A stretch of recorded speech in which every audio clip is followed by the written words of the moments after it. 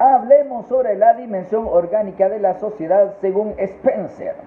Las concepciones sociales de Spencer deben entenderse dentro de un marco general filosófico, el de una gran síntesis realizada por su autor para integrar los conocimientos de su tiempo en un todo significativo y coherente, como en el caso de Comte.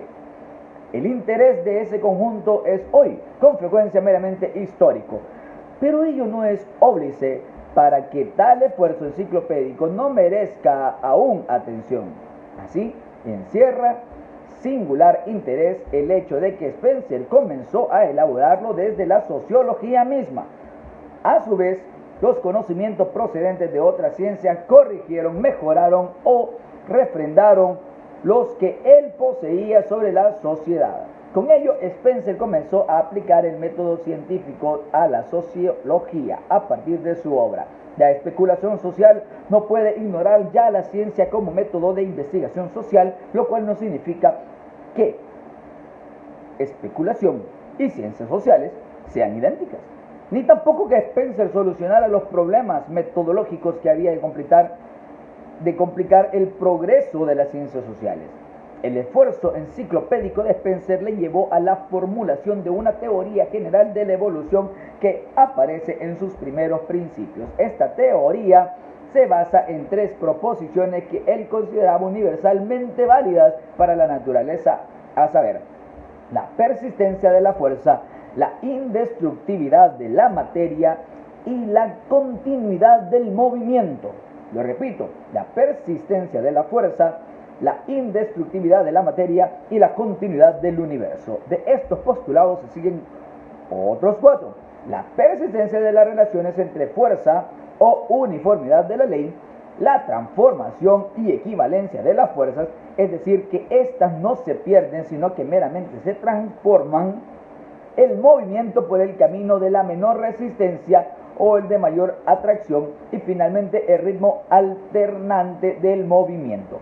Estas leyes supuestamente comunes a todo fenómeno están supeditadas en una ley general de la evolución, la cual reza que la realidad pasa a través del tiempo de una homogeneidad incoherente a una heterogeneidad coherente, según el propio enunciado de Spencer, que dice así: la evolución es una integración de la materia y una disipación concomitante del movimiento, durante las cuales la materia pasa de una homogeneidad relativamente indefinida e incoherente a una heterogeneidad relativamente coherente, mientras que el movimiento retenido sufre una transformación paralela. Esta ley y los anteriores postulados intentan explicar la visión spenceriana de la sociedad, la cual ha pasado, según su autor, a través de la historia de un estado de homogeneidad indefinida originaria hasta el alto grado de complejidad y organización de los tiempos presentes. Ese gran paso lo explica Spencer con ayuda de la analogía organicista, es decir, entendiendo que la sociedad posee en muchos respectos una sociedad orgánica. La comparación de la sociedad a un organismo no se debe empero a Spencer, sino que tiene una vieja historia y gozó de bastante popularidad durante la Edad Media, después de haber sido lanzada de nuevo por Comte en términos más aceptables para la mente moderna. Fue recogida por Spencer, quien le dio una versión mucho más refinada. Para Spencer, la sociedad es un organismo sub generis que presenta, un conjunto de elementos comunes con los organismos, pero que también tiene elementos que no se concentran en ellos y que la hacen irreductible a la noción orgánica estricta.